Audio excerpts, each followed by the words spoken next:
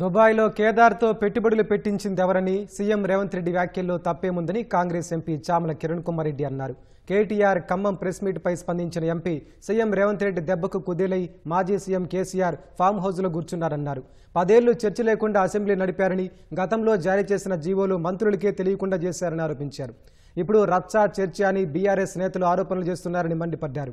2 రాష్ట్రాల మధ్య నీటి పంపకాలపై నెలకొన్న సమస్యలపై చర్చించేందుకే వారిని రప్పించినట్లు కేంద్రం ప్రెస్ నోట్ సైతం విడుదల చేస్తుందని గుర్తు చేశారు. దానిని పక్కన పెట్టి బనకచెర్ల ప్రాజెక్టు గురించి చర్చించారంటూ బీఆర్ఎస్ నేతలు ప్రెస్ మీట్లు పెట్టి ఓదరగొట్టడం సరికాదన్నారు. హైదరాబాద్ నుంచి బయలుదేరిన కేటీఆర్ మధ్యాహ్నం ఎక్కడన్నా సూర్యాపేటలో 3 ఫీట్ల దగ్గర ఆగేమన్నా 2 వేసుకొని ఖమ్మం పోయిందా అని డౌట్ అయితే వచ్చింది నాకు.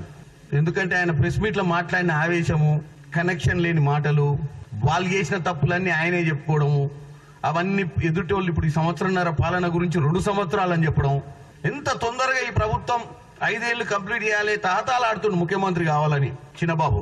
ఈ తాతాలాడటంలో ఏది పడితే అది మాట్లాడుతుండు, సబ్జెక్టుకు సంబంధం లేకుండా.